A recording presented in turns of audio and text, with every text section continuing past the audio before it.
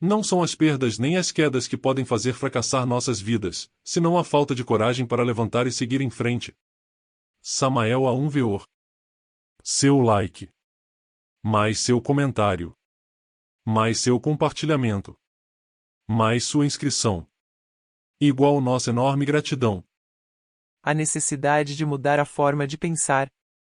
Conferência impartida em Terceira Câmara em 25 de maio de 1977. Bem, meus caros irmãos, antes de tudo é necessário conhecer as leis do trabalho esotérico gnóstico, se é que em realidade queremos uma transformação radical e definitiva. Em nome da verdade diremos que, se por alguma parte temos que começar a trabalhar com o centro motor, por exemplo, como vocês sabem, o centro motor se relaciona com os hábitos, costumes e ações específicas deste centro, começaríamos com um faquirismo absurdo, e a propósito de faquires, na Índia existem faquires que, por exemplo, levantam um braço para o alto e o sustentam por tempo indefinido até ficar rígido, outros faquires permanecem fixos num determinado lugar por 20 ou 30 anos e chegam até a se converterem em verdadeiras estátuas.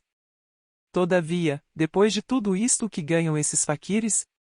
Desenvolver um pouco a força da vontade e isto é tudo. Não podemos pensar que eles vão criar o corpo da vontade consciente, é claro que não se pode criar nenhum corpo fora da nona esfera. Se fosse possível criar um corpo na ausência da nona esfera, nós teríamos nascido do ar, das águas de algum lago, de uma rocha, não seríamos filhos de um homem e de uma mulher, porém somos filhos, em verdade, de um homem e de uma mulher. Então, a criação sempre se realiza na nona esfera, isso é óbvio. Portanto, nenhum faquir poderia criar o corpo da vontade consciente sem utilizar a nona esfera. Aqueles que se dedicam ao faquirismo nada ganham, exceto desenvolver um pouco a força da vontade, e isso é tudo. Começar com o centro motor seria absurdo. Ainda mais, começar a trabalhar com o centro sexual sem ter uma informação correta do corpo de doutrina gnóstica seria outro absurdo. Aquele que começa nessas condições não sabe o que está fazendo, não tem consciência clara do trabalho na forja dos ciclopes e pode cair em gravíssimos erros. Recordemos que o primeiro centro é o intelectual, o segundo é o emocional, o terceiro é o motor, o quarto é o instintivo e o quinto centro é o sexual. Existe também o sexto, que é o emocional superior, e o sétimo, que é o mental superior. Se começássemos com os centros inferiores da máquina orgânica, certamente cairíamos em erro. Antes de tudo, nestes estudos, devemos começar pelos centros intelectual e emocional. Verdadeiramente necessitamos mudar nossa forma de pensar, do contrário marcharemos pelo caminho do erro. De que serviria, por exemplo, que vocês assistissem a estas cátedras e não modificassem a forma de pensar? Aqui estamos dando muitos exercícios esotéricos, orientações doutrinárias, mas se vocês não mudam a forma de pensar, de que serve tudo o que aqui estamos dando a vocês? Dizemos que temos que dissolver o ego, em que temos que nos sacrificar pela humanidade, em que temos que criar os corpos existenciais superiores do ser, etc. Porém, se vocês continuam pensando como antes, com os mesmos hábitos mentais de outros tempos, de que serviria tudo o que vocês estão escutando aqui? Dizemos que vocês devem desintegrar o ego, mas vocês continuam com seus velhos hábitos mentais, com suas formas e sistemas caducos de pensar, então de que lhes servem as informações que estamos dando? Nas Sagradas Escrituras se fala muito claramente, precisamente em João Batista, sobre a questão do vinho velho e do vinho novo. O Cristo disse que ninguém colocaria vinho novo em odres velhos porque estes se romperiam. Portanto, para o vinho novo se necessitam odres novos. O grande Kabir também disse que ninguém se ocuparia em colocar remendos ou remendar uma roupa velha com pedaços de uma roupa nova. Por exemplo, romper um traje novo para remendar um traje velho seria absurdo, certo? Da mesma forma, este novo ensinamento, como um vinho novo, necessita de odres novos. Qual é esse odre? A mente. Se não abandonarmos as formas caducas de pensar, se seguirmos pensando com os velhos hábitos que temos, simplesmente estaremos perdendo o tempo. Há necessidade de mudar a forma de pensar. Para o vinho novo se necessita de odres novos. Por isso necessitamos mudar completamente nossa forma de pensar para recebermos este ensinamento.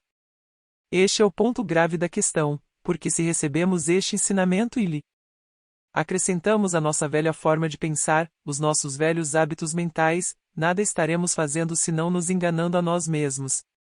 Querer enganchar o carro do ensinamento gnóstico a nosso velho carro danificado pelo tempo, cheio de lixo e imundícies é enganar-se a si mesmo. Trata-se, antes de tudo, de preparar o recipiente para receber o vinho do ensinamento gnóstico. Esse recipiente é a mente. Somente com um novo recipiente, transformado, com um recipiente verdadeiramente magnífico é que se pode receber esse vinho do ensinamento gnóstico. É exatamente isto que quero que todos os irmãos vão compreendendo. Necessitamos eliminar as emoções negativas porque essas emoções não permitirão uma mudança profunda. É impossível nos transformarmos se ainda possuímos emoções negativas em nosso interior. Temos que erradicar de nossos corações as emoções negativas porque são verdadeiramente prejudiciais em todo sentido. Uma pessoa que se deixa levar pelas emoções negativas se torna 100% mentirosa. Eu já havia falado em minha cátedra anterior o caso de um senhor X que atualmente se encontra, poderíamos dizer, à beira da morte. Aquele senhor veio a sofrer de uma embolia cerebral. Qual o motivo? Muito claro, repito, alguém lhe mal informou que sua irmã havia sido vítima de uma fraude. Essa informação foi examinada depois e resultou falsa. Mas ele, como ama sua irmã, acreditou nessa infundia difamante e a tomou tão a pecho que lhe aconteceu uma embolia cerebral. Nestes momentos, observem vocês que ele se encontra à beira da morte. De maneira que as emoções negativas nos levam ao fracasso. A irmã daquele senhor ainda segue convencida de que foi vítima de uma fraude e é óbvio que calúnia um inocente, mas ela está segura de que foi vítima. Examinei pessoalmente o caso e me dei conta de que ela mesma estava enganando-se a si mesma, mentindo a si mesma, vítima das emoções negativas e por sua vez, caluniando a outrem de forma inconsciente. Repito, as emoções negativas tornam uma pessoa mentirosa. Observem como as pessoas mentem levadas pelas emoções negativas, lançam juízos falsos e depois se arrependem, todavia já o lançaram. Devemos eliminar de nossa natureza as emoções negativas. A mentira, certamente, é uma conexão falsa. O normal é que a energia do Pai, a vida do ancião dos dias, quer dizer, de nosso ser interior profundo flua através da organização cósmica interior até chegar à mente. No entanto, se nós fazemos uma conexão falsa, essa energia já não pode fluir. É como se cortássemos o fio elétrico, a energia elétrica não chegaria às lâmpadas que nos iluminam. Como já disse, a mentira é uma conexão falsa. Comumente, quando alguém se enche de emoções negativas se torna mentiroso. Essa é a realidade dos fatos. Se verdadeiramente compreendemos tudo isto e começamos a mudar nossa forma de pensar e de sentir, logo isto se refletirá em nossas ações. Uma vez que uma pessoa tenha mudado sua forma de pensar, de sentir e de atuar, a partir daí estará perfeitamente pronto para começar a trabalhar com os mistérios do sexo. O maior erro dos instrutores é quererem que as pessoas comecem de uma vez a trabalhar com Maituna, na nona esfera, sem sequer conhecer o corpo de doutrina. Isto é um absurdo porque as pessoas não mudaram a forma de pensar, continuam com os mesmos hábitos. As pessoas que continuam com a mesma forma de sentir, que são vítimas das emoções negativas, não compreendem os mistérios do sexo e os profanam. Por esta razão, Paracelso insiste em que antes de tudo é necessário conhecer a ciência para depois começar a trabalhar com a nona esfera, e tem razão Felipe Teofrasto Bombasto de Oninhem, Auréola Paracelso. Portanto, comecemos mudando nossa forma de pensar e de sentir. Muitos recebem aqui ensinamentos esotéricos, mas continuam pensando como antes, da mesma forma como pensavam quando tinham 20 anos. O que ocorre então? Estamos perdendo tempo. Damos ensinamentos para que as pessoas se autorrealizem, para que se transformem, mas se continuam pensando como antes seguem muito mal. Eu conheço irmãozinhos gnósticos em que estão nos ensinamentos gnósticos há 20 ou 30 anos e todavia, ainda pensam como quando tinham 20 ou 30 anos de idade. Muito ilustrados, sim, manejam muito bem as ideias, porém quando examinamos detidamente em sua vida, seus costumes, vemos que são as mesmas ideias que tinham anteriormente. Conheço irmãos até muito judiciosos, missionários e tudo, que discorrem muito bem sobre a gnosis, que manejam o corpo de doutrina de forma extraordinária, mas eu tenho observado que atuam da mesma forma como quando não eram gnósticos, atuavam da mesma forma que há 30 anos atrás, possuem os mesmos velhos costumes que tinham quando nada sabiam destes estudos, continuam com os mesmos velhos costumes. O que é que estes irmãos estão fazendo? Obviamente, estão se auto-enganando miseravelmente, isto é óbvio. Portanto, temos que começar mudando a forma de pensar e depois a de sentir, colocando o vinho novo, o vinho gnóstico em odres novos e não em odres velhos. Uma mente decrépita, cheia de velhos hábitos, de 20 ou 30 anos atrás, não está preparada para receber o vinho da gnosis. Uma mente assim, necessita forçosamente passar por uma mudança total, do contrário estará perdendo miseravelmente o tempo. Com tudo isto, o que é que nos importa? Despertar consciência, certo? A verdade é esta, isto é o que queremos, despertar. No mundo oriental não se ignora o fato de que as pessoas estão adormecidas. Ninguém ignora isto, porém no mundo ocidental as pessoas acreditam que estão despertas e, no entanto, fazem coisas que não queriam fazer, vão para a guerra apesar de não quererem ir à guerra, mas sempre vão, ainda que não queiram. Por que isto ocorre? Porque estão hipnotizadas. Vocês sabem que uma pessoa hipnotizada, por exemplo, lhe ordenamos que matem alguém e ela vai e mata. Isto já está previsto no Código Penal de todos os países do mundo. O mesmo ocorre com as pessoas de todas as partes, estão hipnotizadas mas creem que estão despertas, quando chega o dia de irem para a guerra e apesar de não quererem ir, vão. Por que isto ocorre? Porque estão hipnotizadas e toda pessoa hipnotizada está. Isto é gravíssimo e muito certo de acontecer. É certo que necessitamos sair do sono hipnótico, isto é verdade. No entanto, como poderíamos sair do sono hipnótico?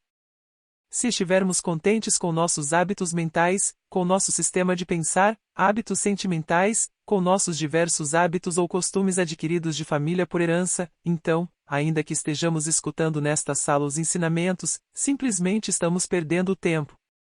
Perguntem-se a si mesmos, para que vocês vieram?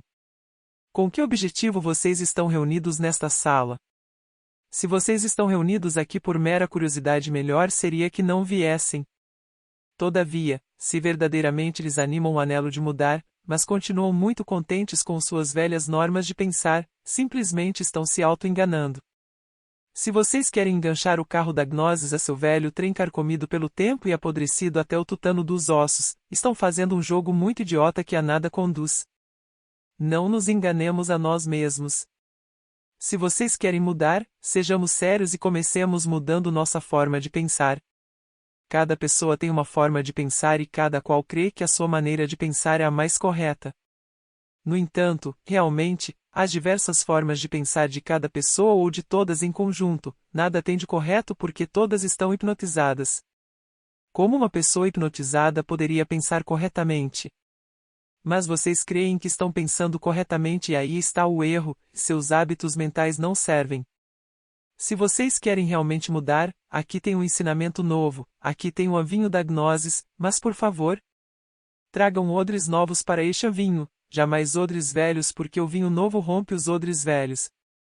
Interessa-me dar os ensinamentos aos irmãos, porém dá-los seriamente, e por isto, convido a todos para mudarem a forma de pensar. Por acaso vocês reflexionaram sobre o que é a consciência? Aqui poderíamos comparar a consciência. Há um foco de luz que dirijo para uma parte ou para outra, isto é óbvio. Devemos aprender a colocar a consciência onde deve ser colocada. Onde esteja colocada a nossa consciência, aí estaremos. Vocês me escutam neste momento e estão seguros de que a consciência de cada um está centrada aqui? Se estiver aqui me agrada, mas estamos seguros de que está aqui? Pode ser que neste momento esteja na casa, numa cantina, pode ser que esteja no supermercado e que somente estejamos vendo a personalidade de a fachada de cada um de vocês. Portanto, onde esteja a consciência aí estaremos. A consciência é algo que temos que aprender a colocar inteligentemente onde deve ser colocada. Quando colocamos nossa consciência numa cantina, ela se processará de acordo com o ambiente da cantina. Quando colocamos a nossa consciência em uma locadora de filmes, ela se processará de acordo com o local. quando colocamos a consciência no mercado teremos um bom mercador ou um mau mercador. Onde quer que a consciência esteja aí estaremos. A consciência, desgraçadamente, está engarrafada em um eu, por exemplo, da luxúria poderá levar nossa consciência para uma locadora de filmes, um eu da embriaguez poderá levá-la para um bar, um eu cobiçoso poderá levá-la para um mercado, um eu assassino poderá levá-la até a casa de algum inimigo, etc. Porventura parece a vocês correto não saber manejar a consciência? Tenho entendido que é absurdo levá-la a lugares onde não deve estar, isto é óbvio. Desgraçadamente, repito, atualmente nossa consciência está enfrascada, sim, engarrafada entre diversos elementos inumanos que em nosso interior carregamos. Necessitamos quebrar todos esses elementos dentro dos quais se encontra engarrafada a consciência. Agora pergunto, poderíamos fazer isto sem mudarmos a nossa forma de pensar? Faríamos isto se continuamos com nossa velha forma de pensar? Se estivermos contentíssimos com nossos velhos hábitos caducos e extemporâneos que temos na mente? Será que nos preocuparíamos com o despertar da consciência? É claro que não. Se queremos mudar, precisamos nos transformar agora mesmo, modificando nossos hábitos mentais, nossa forma de pensar. Quando uma pessoa muda verdadeiramente, origina transformações interiores, quando muda sua forma de pensar, então pode pensar em transformar totalmente seu interior. Todavia, se alguém não muda sua forma de pensar, se em sua mente continua existindo os velhos hábitos extemporâneos, como poderia dizer que vai efetivar uma transformação em sua consciência interior? Entretanto, isso não é possível. Seria contraditório que pensássemos uma coisa e fizéssemos outra. Realmente isto não é possível. Diante disto precisamos dominar nossa própria consciência, colocá-la no lugar devido, situá-la onde deve estar situada, aprendermos a colocá-la em um lugar e aprendermos a retirá-la. Este é um dom maravilhoso, porém que não estamos usando sabiamente. Realmente a única coisa que temos em nosso interior é a consciência, o aspecto mais digno que temos. Os diversos agregados psíquicos que temos de modo algum são dignos. O único aspecto digno, real e que vale a pena em nós é a consciência. No entanto, está adormecida, não a sabemos manejar, os agregados psíquicos levam a consciência onde eles querem. Nós não sabemos usar a consciência e isso é lamentável. Se quisermos uma transformação profunda, devemos compreender isso que se chama consciência. No mundo oriental se diz que antes de nascer o Bodhisattva em nós, deve surgir o Bodhisattva. Entretanto, antes de tudo, o que é isso que se chama Bodhisattva? Alguns de vocês saberão e outros não. Blavatsky disse, um mestre que possui os corpos causal, mental, astral e físico é um Bodhisattva, a alma humana ou alma causal vestida com esses corpos é um Bodhisattva.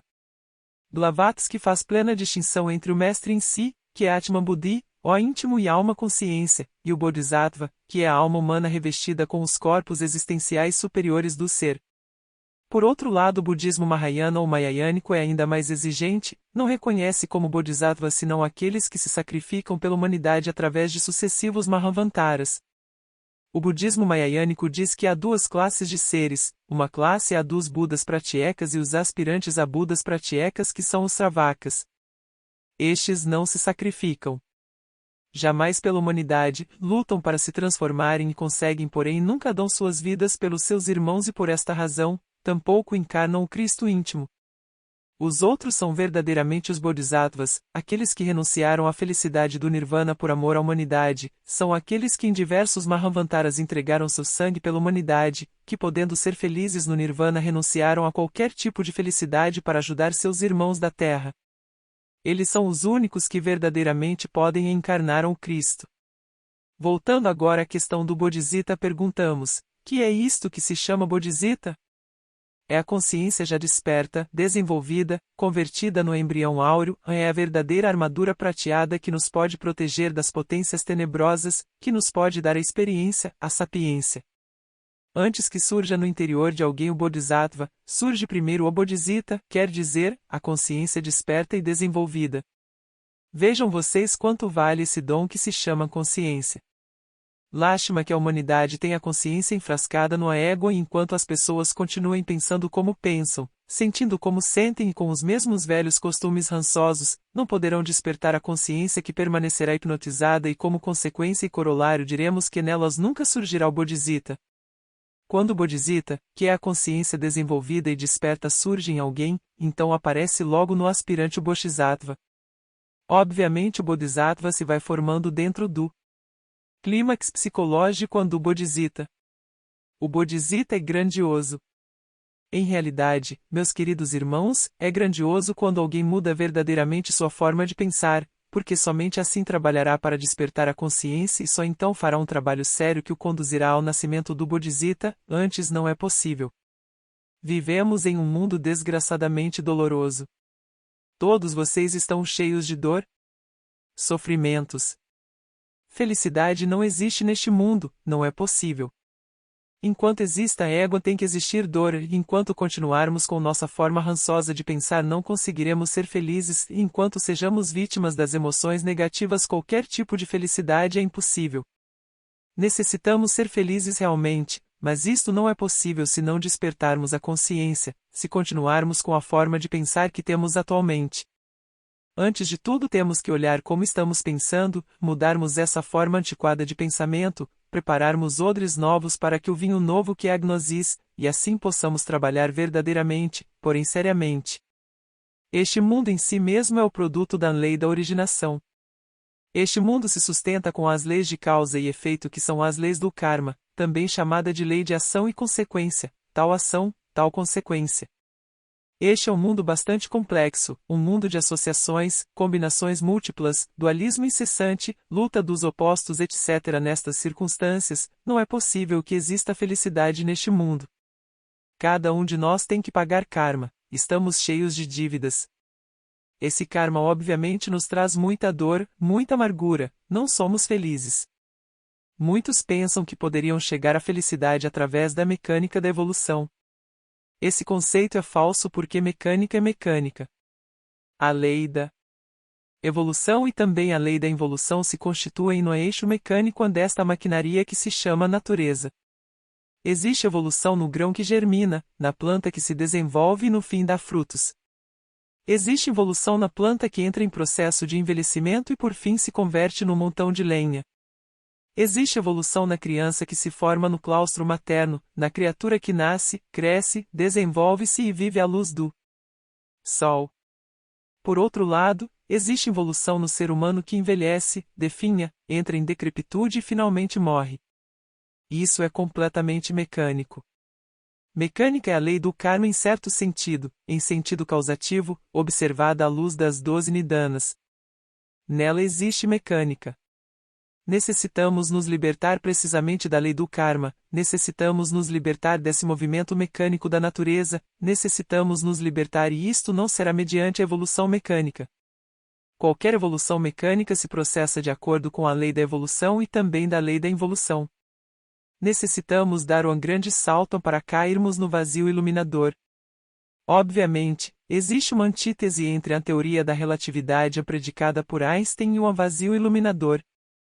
O relativo é relativo, a maquinaria da relatividade funciona com a lei dos opostos, com o dualismo etc. Na luta das antíteses existe dor e isso não é felicidade. Se queremos a autêntica felicidade devemos sair da mecânica da relatividade, devemos dar um grande salto, repito, para cairmos no seio do vazio iluminador. Experimentei o vazio iluminador em minha mocidade. Eu tinha apenas uns 18 anos de idade quando pude dar um grande salto, passei além do tempo e vivenciei isto que não pertence ao tempo, isso que chamaríamos de experiência do Prajnaparamita em seu cru realismo. Não está demais enfatizar que tal vivência pode ser repetida 3 vezes. Então pude saber o que é o sunyata porque pude vivê-lo. No vazio iluminador não existe dualismo conceptual de nenhuma espécie, a maquinaria da relatividade não funcionaria no vazio iluminador, a lei das mútuas combinações e associações mecânicas não é possível no vazio iluminador, toda a teoria da relatividade de Einstein seria destruída no vazio iluminador. Indubitavelmente, a experiência do vazio iluminador só é possível em estado de samadhi, ou como diríamos também, em estado de prajnaparamita. No vazio iluminador não existem formas de espécie alguma, poderíamos dizer que no vazio iluminador a pessoa passa além do universo e dos deuses. No vazio iluminador se pode dar uma resposta correta sobre aquela pergunta: se todo o universo se reduz à unidade, a que se reduz a unidade? A resposta não é possível para a mente lógica ou pelo menos para a mente que funciona de acordo com a lógica formal. No entanto, no vazio iluminador não é necessária porque aí é uma realidade patente, definida. Se todas as coisas se reduzem à unidade, a unidade também se reduz a todas as coisas.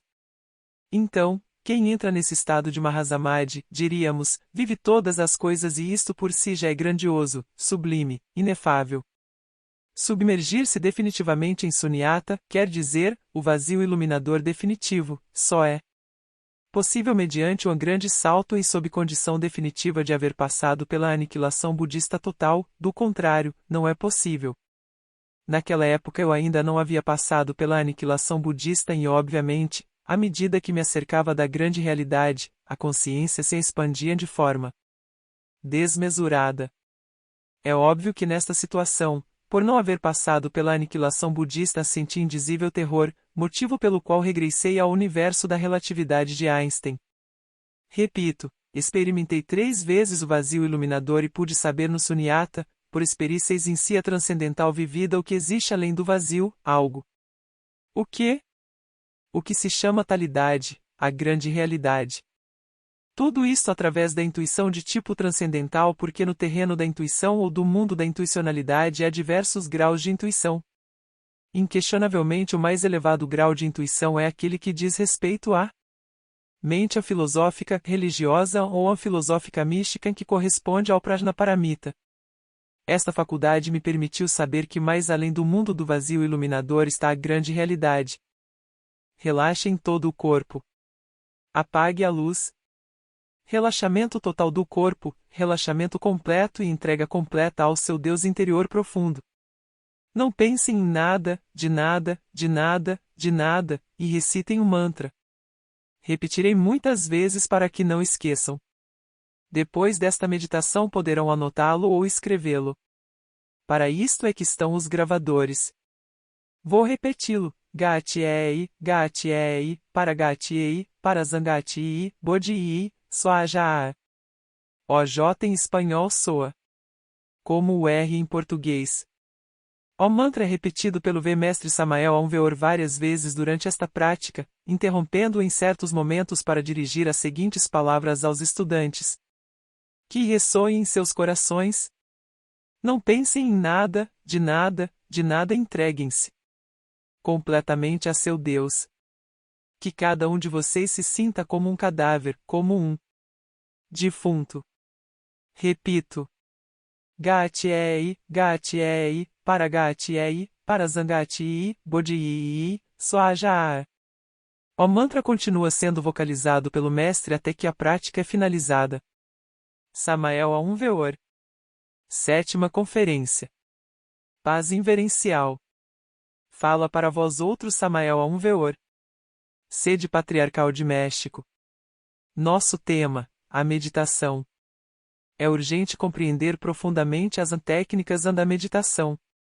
Hoje conversaremos sobre o vazio iluminador. Ao iniciar este tema me vejo obrigado a narrar em forma direta o que pude verificar dobre o assunto de forma direta. Creio que aqueles que escutam esta fita cassete estão informados sobre a maravilhosa lei da reencarnação que fundamenta o seguinte relato. Quando a segunda subraça de nossa atual grande raça ária floresceu na China antiga eu estive reencarnado ali. Meu nome era Shou Li, membro da dinastia Shou. Naquela existência me tornei membro ativo da Ordem do Dragão Amarelo e nela pude aprender a ciência da meditação. Venha à minha memória aquele instrumento maravilhoso denominado Aya. A Táparos que tinha 49 notas. Bem sabemos o que é a sagrada lei do eterno Heptaparapartinuco, ou seja, a lei dos 7, e indubitavelmente as notas da escala musical são 7, porém se multiplicarmos 7 por 7 obteremos 49 notas dispostas em 7 oitavas. Todos os irmãos se reuniam na sala de meditação, sentados na posição oriental, com as pernas cruzadas. Colocávamos as palmas das mãos de maneira que a direita ficava sobre a esquerda e permanecíamos sentados em círculo no centro da sala. Fechávamos os olhos e depois colocávamos muita atenção na música que determinado irmão brindava ao cosmo e a todos nós. Quando o músico vibrava a primeira nota, quando estava no andon todos nos concentrávamos. Quando vibrava a seguinte nota, o ré, a concentração se aprofundava, lutávamos contra os diversos elementos subjetivos que em nosso interior carregávamos, queríamos recriminá-los e fazê-los ver a necessidade de guardar silêncio absoluto. Não é demais recordar a todos vocês, queridos irmãos, que esses elementos indesejáveis se constituem no ego, no eu, no a mim mesmo, no a si mesmo são como entidades diversas que personificam nossos defeitos. Quando vibrava a nota minha penetrávamos na terceira zona do subconsciente onde enfrentávamos a multiplicidade desses diversos agregados psíquicos que tumultuam desordenadamente em nosso interior impedindo a quietude e o silêncio da mente e recriminávamos e tratávamos de compreendê-los. Quando conseguíamos penetrávamos ainda mais fundo através da nota Fá. É óbvio que travávamos nova luta quando isso acontecia porque não é fácil amordaçar todos esses demônios do desejo que levamos em nosso interior, não é simples obrigar fazer com que esses elementos guardem silêncio e permaneçam quietos, mas com paciência lográvamos e prosseguíamos com as notas subsequentes da escala musical. Numa oitava mais elevada prosseguíamos com o mesmo esforço e assim, pouco a pouco, enfrentávamos os diversos elementos inumanos que em nosso interior carregávamos. Finalmente, conseguíamos amordaçá-los em todos os 49 níveis do subconsciente. Neste nível a mente ficava quieta, no mais profundo silêncio e a essência, a alma, o mais puro que temos em nosso interior se libertava para experimentar o real. Penetrávamos assim no vazio iluminador que fazia irrupção dentro de nós. Movíamos no vazio iluminador e lográvamos conhecer as leis da natureza em si mesmas, tal como são e não como aparentemente são. Neste mundo tridimensional de Euclides só se conhece causas e efeitos mecânicos e não há as leis naturais em si mesmas. No vazio iluminador todas essas leis naturais se apresentam diante de nós tais como são. Podíamos perceber este estado com a essência, com os sentidos superlativos do ser, as coisas em si, tal como são. No mundo dos fenômenos físicos percebemos somente a aparência das coisas, ângulos, superfícies, jamais a coisa em sua forma integral e o pouco que percebemos é fugaz. Por exemplo, ninguém pode perceber a quantidade de átomos de uma mesa, de uma cadeira, etc. Por outro lado, no vazio iluminador percebemos as coisas em si tais como são, integralmente. Enquanto permanecíamos naquele estado, submersos dentro do grande vazio iluminador, podíamos escutar a voz do Pai que está em segredo.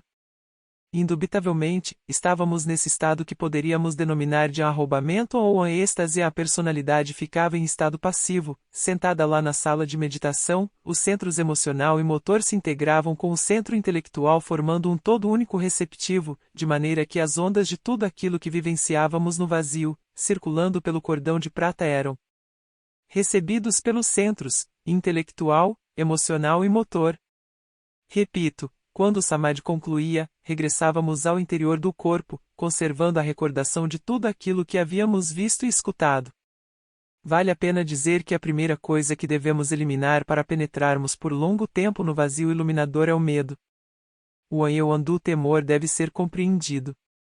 Já sabemos que para sua desintegração é possível através da súplica à Divina Mãe Kundalini em forma veemente, ela eliminará tal eu.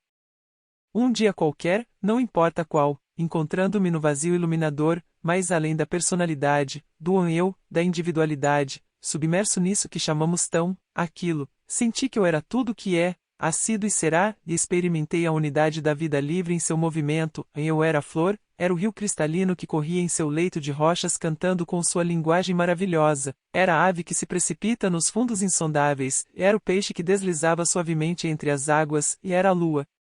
Era os mundos, era tudo que é, que ha sido e que será? O sentimento do a mim mesmo e do eu causou-me temor. Sim.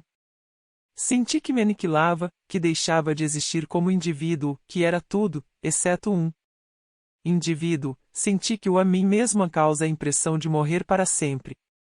É claro que senti indizível terror e retornei à forma. Novos esforços me permitiram a irrupção do vazio iluminador outra vez e tornei a sentir-me confundido com tudo, sendo tudo. Como pessoa, como eu, como indivíduo havia deixado de existir. Este estado de consciência se tornava cada vez mais e mais profundo de tal forma que qualquer possibilidade para a existência separada, para a existência individual tinha tendência a desaparecer. Definitivamente. Não pude resistir mais, retornei à forma. Um terceiro intento e tampouco pude resistir, voltei à forma. A partir daí tomei ciência de que, para experimentar o vazio iluminador, para sentir o tão em si mesmo, se necessita eliminar o eu do terror, isto é indubitável. Entre os irmãos da Ordem Sagrada do Dragão Amarelo, o que mais se destacou foi o meu amigo Chan. Hoje ele vive num desses planetas do Cristo onde a natureza nunca muda ou morre. Existem dois tipos de natureza, a natureza perecível, mutável e a natureza imperecível, imutável. Chan vive num desses mundos do Senhor, o Cristo resplandece nele, libertou-se a várias idades. Meu amigo Chan vive ali, naquele distante planeta, com um grupo de irmãos que também se libertaram. Então, conheci os 7 segredos da Ordem do Dragão Amarelo. Quisera ensiná-los, porém com grande dor me dou conta que os irmãos de todas as latitudes, todavia não estão preparados para poder recebê-los. E isto é lamentável. Também sei que HOY por HOY, não é possível utilizar os 49 sons do Ayatáparos porque esse instrumento musical já não existe mais. Existem muitas involuções desse instrumento e estão representadas por todos os instrumentos de corda como o violão, a guitarra, também pelo piano etc. No entanto é possível se chegar à experiência em si do vazio iluminador por meio de um sistema prático e simples que todos os irmãos podem praticar. Agora mesmo vou ditar para vocês esta técnica. Ponham atenção, sentem-se na posição adotada pelos orientais, com as pernas cruzadas, mas se devido ao fato de vocês serem ocidentais tal posição resulta muito cansativa, sentem-se comodamente em uma confortável cadeira na posição adotada pelos ocidentais. Coloquem a palma da mão esquerda aberta, a direita sobre a esquerda, ou seja, o dorso da palma da mão direita sobre a palma da mão esquerda. Relaxem o máximo o corpo físico e depois inalem profundamente, bem devagar. Ao inalar, imaginem que a energia criadora sobe pelos canais espermáticos até o cérebro. Depois exalem de forma curta e rápida. Ao inalar pronunciem o mantra, Jaa-Min, ao exalar pronunciem o mantra, Sar. É claro que se inala pelo nariz e se exala pela boca. Quando inalarem mantralizem a sílaba sagrada Ram, mentalmente porque vocês estarão inalando pelo nariz, no entanto, ao exalar vocês podem articular a sílaba SAH de forma sonora. Jan se escreve com as letras H, A e M. Sar se escreve com as letras S, A e H. A letra H, tem o som de R. A inalação deve ser feita lentamente, a exalação de forma curta e rápida. Qual a razão disto? É claro que a energia criadora flui em toda pessoa de dentro para fora, quer dizer, de maneira centrífuga, mas nós devemos inverter essa ordem com o objetivo de alcançar a superação espiritual. Nossa energia deve fluir de forma centrípeta, ou seja, de fora para dentro. Quando inalamos devagar, lentamente a energia criadora fluirá de forma centrípeta, de fora para dentro. Se exalamos de forma curta e rápida, a energia criadora vai se tornando cada vez mais centrípeta. Durante a prática não se deve pensar absolutamente em nada. Os olhos devem estar fechados profundamente, devendo vibrar somente em nossa mente o Hansar, nada mais. À medida que se pratique, a inalação vai se tornando mais profunda e a exalação muito curta e rápida. Os grandes mestres da meditação chegam a tornar a respiração em pura inalação, fazendo com que a respiração fique suspensa. Para os cientistas isto é impossível, porém real para os místicos. Em tal estado, o mestre participa no Nirvikalpa Samadhi ou Mahasamadhi. Advém a irrupção do vazio iluminador e ele se precipita nesse grande vazio onde nada vive, onde somente se escuta a palavra do Pai que está em segredo. Com esta prática se consegue a irrupção do vazio iluminador sob a condição de não se pensar em absolutamente em nada. Não é admissível na mente nenhum pensamento, nenhum desejo, nenhuma recordação, a mente deve ficar completamente quieta, por dentro, por fora e no centro. Qualquer pensamento, por mais insignificante que seja, é óbice para o samadhi, para o êxtase. Em si mesma, esta ciência da meditação combinada com a respiração, produz efeitos extraordinários. Normalmente as pessoas padecem disso que se chama poluições noturnas. Homens e mulheres sofrem deste mal, têm sonhos eróticos. Certamente, os Eosan copulam uns com os outros fazendo com que a vibração passe pelo cordão prateado chegando até o corpo físico advindo o orgasmo com a perda da energia criadora. Isso ocorre porque a energia sexual flui em forma centrífuga, de dentro para fora. Quando a energia sexual fluir de fora para dentro, de maneira centrípeta, as poluições sexuais terminam, constituindo-se um benefício para a saúde. A hora bien, o samadhi se produz durante esta prática da meditação devido ao fato das energias criadoras fluírem de fora para dentro, impregnam a consciência e terminam por fazê-la abandonar o ego e o corpo. A consciência desengarrafada do ego, na ausência do ego, e fora do corpo físico, indubitavelmente penetra no vazio iluminador, recebe o tão. Quando alguém elimina o ego do medo, do temor, poderá permanecer no vazio iluminador sem preocupação alguma. Sentirá que seu aspecto individual se vai dissolvendo. Se sentirá viver numa pedra, numa flor, numa estrela distante, numa ave cantante ou cantarina de qualquer mundo planetário, mas não deverá temer e se não tem medo, finalmente gravitará até sua origem convertida à consciência, à essência, em uma criatura maravilhosamente divina, mas além do bem e do mal poderá posar-se no sagrado sol absoluto e ali, nesse sol, como estrela microcósmica, conhecerá todos os mistérios do universo, porque é bom saber que o universo, em si mesmo, tudo, nós, Sistema solar, existe na inteligência do sagrado Sol absoluto como um instante eterno.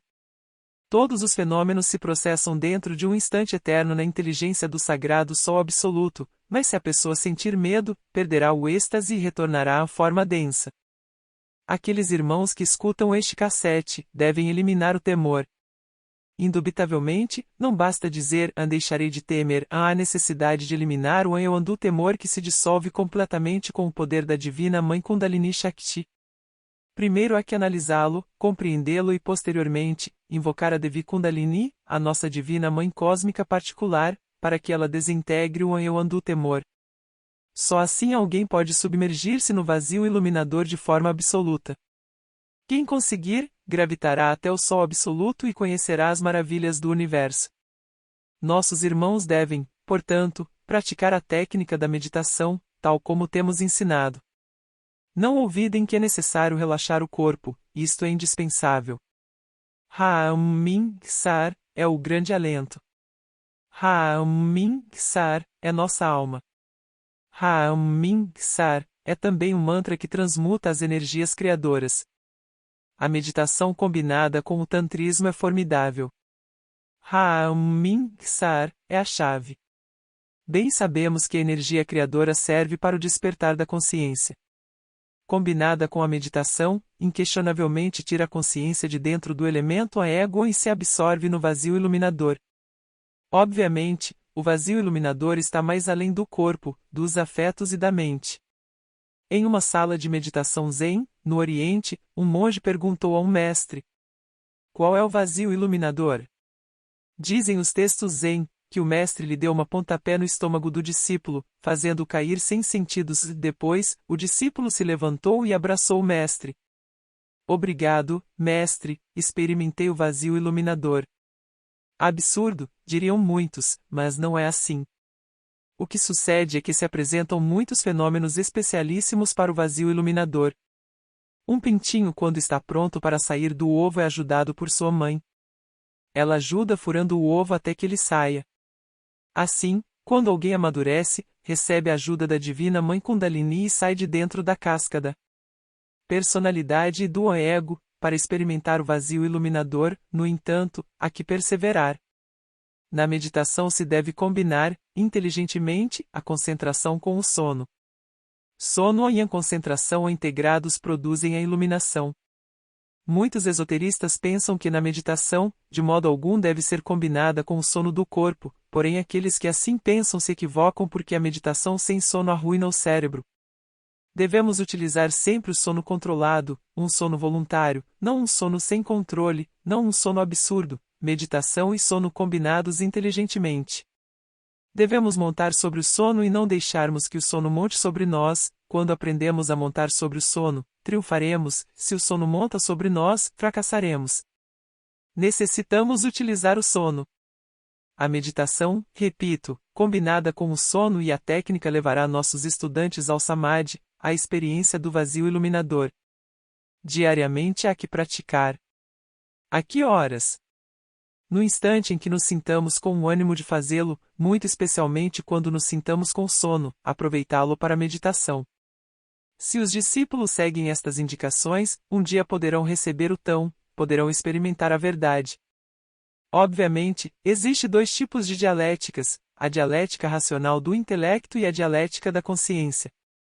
Durante o Satori trabalha a dialética da consciência, então passamos a entender tudo através dos intuitos, palavras ou figuras simbólicas. É a mesma linguagem das parábolas do Evangelho Crístico, a linguagem viva da consciência superlativa do ser. No Zen, por exemplo, a dialética da consciência se antecipa sempre à dialética do raciocínio. Perguntaram a um monge o seguinte: por que Bodhidharma veio do oeste? A resposta foi: o cipreste está no centro do jardim. Qualquer pessoa diria que isto não guarda concordância alguma, no entanto guarda. É uma resposta que se antecipa à dialética da razão, emana da essência. O cipreste, a árvore da vida, está em todas as partes, não importa o Oriente nem o Ocidente, esse é o sentido da resposta. No vazio iluminador tudo se sabe porque sim, por experiência em si direta da verdade. O estudante terá que familiarizar-se com a dialética da consciência. Desgraçadamente, o poder formulativo de conceitos lógicos, por muito brilhante que seja e até útil em todos os aspectos da vida prática, resulta em óbice para a dialética da consciência. Não quero com isto descartar o poder formulativo de conceitos lógicos, pois todos nós necessitamos no terreno dos fatos práticos da existência, porém cada faculdade, inquestionavelmente, tem sua órbita particular e é útil dentro de sua órbita, fora de sua órbita torna-se inútil e prejudicial. Deixemos o poder formulativo de conceitos dentro de sua órbita e dentro do samadhi. Para o samadhi, na meditação, sempre devemos aprender, capturar, vivenciar a dialética da consciência. Isso é questão de experiência em si que o discípulo irá fazendo à medida que pratique a técnica da meditação. O caminho da meditação profunda implica muita paciência, os impacientes jamais lograriam triunfar. Não é possível vivenciar a experiência do vazio iluminador enquanto exista dentro de nós a impaciência. O eu da impaciência, depois de ser compreendido, tem que ser eliminado. Que se entenda isto com clareza. Se se atua assim, receberá o tão, isso é óbvio. A experiência em si do real jamais pode advir a nós, enquanto a consciência continuar embutida dentro do ego. O ego, em si mesmo, é tempo e toda essa multiplicidade de elementos fantasmais que constituem o a si mesmo são um compêndio do tempo. A experiência do vazio iluminador é a antítese, resulta atemporal, está mais além do tempo e da mente. O tempo é toda a multiplicidade do eu, ou o eu é o tempo. Portanto, o tempo é subjetivo, incoerente, torpe, pesado, não tem realidade objetiva. Quando uma pessoa se senta em uma sala de meditação ou simplesmente em sua casa para meditar, quando quer praticar com esta técnica, deve olvidar o conceito tempo e viver dentro de um instante eterno. Quem se dedica à meditação e está dependendo do tempo, não pode experimentar o vazio iluminador porque ele não é do tempo. Isso seria algo parecido ao de uma ave que tenta voar estando amarrada por uma pata a uma pedra ou a um pau, não poderia voar por causa da trava. Para experimentar o vazio iluminador temos que nos libertar de toda trava. O importante, certamente, é experimentar a verdade está no vazio iluminador. Quando perguntaram a Jesus, ó grande Kabir, o que era a verdade, o mestre guardou profundo silêncio. Identicamente quando perguntaram o mesmo para Gautama Sakyamuni, ele deu as costas e se retirou. A verdade não pode ser descrita, não pode ser explicada, cada qual tem que experimentá-la por si mesmo através da técnica da meditação. No vazio iluminador experimentamos a verdade é um elemento em que nos transforma radicalmente. Há que perseverar, há que ser tenaz. Pode ser que no princípio não consigamos nada, mas à medida que o tempo vai passando, sentiremos que iremos tornando a meditação cada vez mais profunda e por fim, um dia qualquer, irromperá em nossa mente a experiência do vazio iluminador. Inquestionavelmente, o vazio iluminador, em si mesmo, é o santo okidano, o ativo okidano, o onipresente, o onipenetrante, onisciente, que emana, em si mesmo, do sagrado sol absoluto. Feliz da pessoa que consiga precipitar-se no vazio iluminador, onde não vive criatura alguma, porque aí é o lugar onde, precisamente, se experimentará o real, a verdade. Perseverança se faz indispensável. Diariamente há que trabalhar a fundo até conseguir o triunfo total. Resulta prodigiosa a experiência da verdade através da meditação. Quem experimenta a verdade, se sente com força para perseverar no trabalho sobre si mesmo. Brilhantes autores têm falado sobre o trabalho sobre o a si mesmo, sobre o eu, sobre o a mim mesmo. É óbvio que fazem bem em haverem falado assim, mas esqueceram algo, a experiência da verdade. Enquanto alguém não tiver experimentado o real, não se sentirá reconfortado, não se sentirá com força suficiente para trabalhar sobre o a si mesmo, sobre o a mim mesmo. Quando alguém, verdadeiramente, tiver passado por tal experiência mística, é diferente, nada o pode deter em seu anelo pela libertação. Trabalhará incansavelmente sobre si mesmo para conseguir realmente uma mudança radical, total e definitiva. Agora vocês compreenderão, meus queridos amigos, por que é tão indispensável a sala de meditação. Francamente, eu me sinto bastante triste em ver que, apesar de haver escrito tanto sobre a meditação, em distintas mensagens de Natal de anos anteriores, no entanto, nos países sul-americanos e centro-americanos, não existem salas de meditação, quando já deveriam existir. O que é que tem ocorrido? Existe indolência. E por que existe indolência? Por falta de compreensão. Se faz indispensável entender que o pobre animal intelectual equivocadamente chamado homem necessita de alento, necessita de algo que o anime na luta, estímulo para o trabalho sobre si mesmo. Sucede que o pobre animal intelectual é débil por natureza e se encontra numa situação completamente desvantajosa. O ego é demasiado forte e a personalidade terrivelmente débil. Nesta situação, deixado assim, só, apenas pode caminhar. O animal intelectual necessita de algo que o anime no trabalho, necessita de apoio íntimo e isto só é possível mediante a meditação. Não quero dizer que todos, de um só golpe de foice, conseguirão experimentar o vazio iluminador. Obviamente, há que chegar a essa experiência em si através de distintos angraus. O devoto irá sentindo cada vez mais o impulso íntimo do ser. Terá diversas vivências, mais ou menos lúcidas, e por último, um dia chegará em que terá a melhor das vivências, a experiência direta da grande realidade, e então receberá o tão. Que aqueles que escutarem este cassete, sopesem e avaliem bem minhas palavras, que as reflexionem. Não basta simplesmente escutar, é necessário saber escutar e isto é diferente. No entanto, aquele que escuta a palavra e não a realiza, disse o apóstolo São Tiago na Epístola Universal, se parece ao homem que se olha no espelho, logo dá as costas e se vai. Há que fazer a palavra dentro de si mesmo. Não basta escutar este cassete, há que convertê-lo em carne, sangue e vida, se é que queremos uma transformação radical. Há que perseverar. Até aqui minhas palavras. Paz inverencial. Samael a um Veor.